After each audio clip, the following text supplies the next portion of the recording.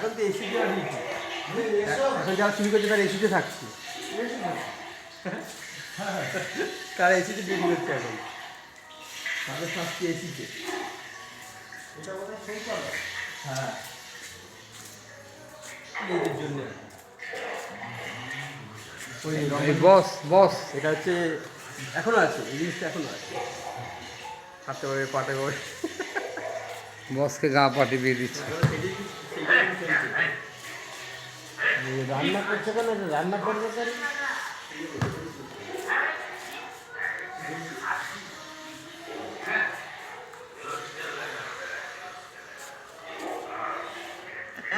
চা হয়ে গেছে রে, আয় না কেন?